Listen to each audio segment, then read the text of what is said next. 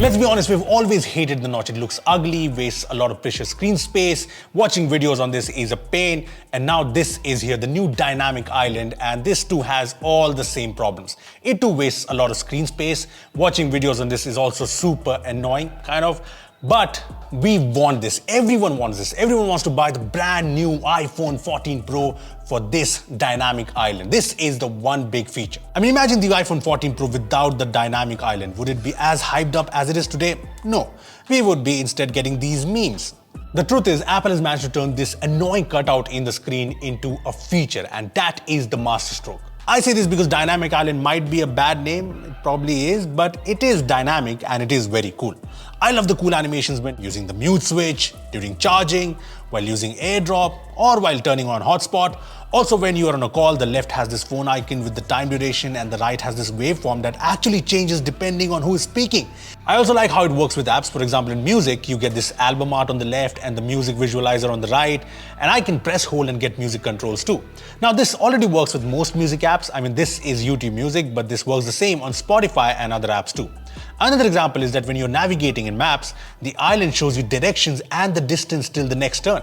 This only works with Apple Maps. I mean, in Google Maps, you only get this navigating icon, but I think Google will bring support for Dynamic Island in an update.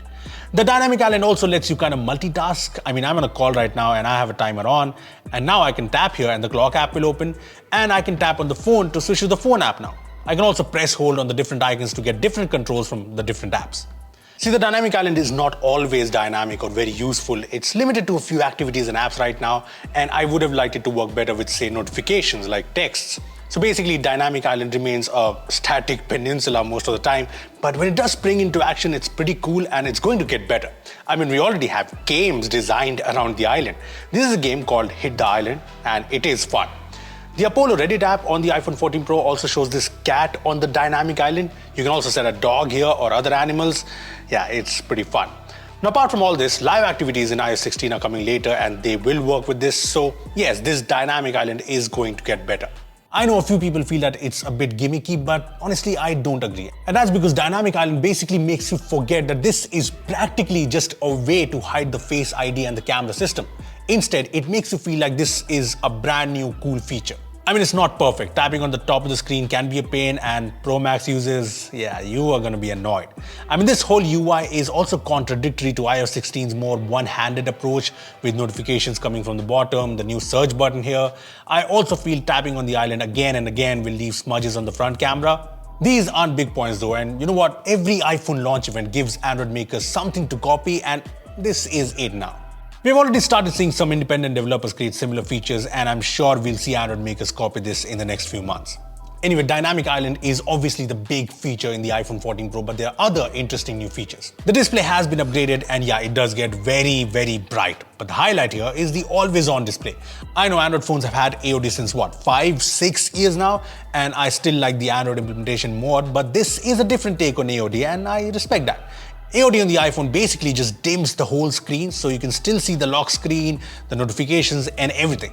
Now, a lot of people have complained that this AOD is actually too bright for an always-on display, but the truth is, it's dynamic.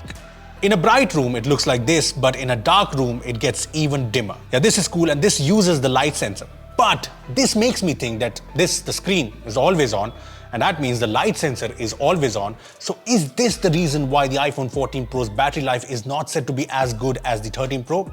Yeah, makes you think. AOD apart, the camera bump keeps on getting bigger, and the cameras also improve. The iPhone 14 Pro comes with a new 48 megapixel camera, and honestly, I haven't compared the cameras versus the iPhone 13 Pro, so can't say how much of an upgrade this is, but the photos definitely look great. There are new camera features though. For example, there's action mode, which can shoot up to 2.8K 60 FPS, and by default uses the ultra-wide camera, but you can switch to 1x.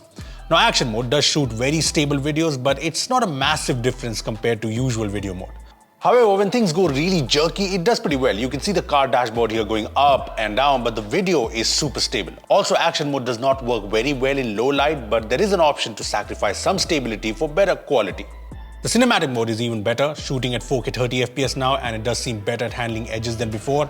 The front camera on the iPhone 14 Pro is improved too. There's autofocus now, so selfies with multiple people is sharper, but in portrait mode, it still has issues focusing on multiple people.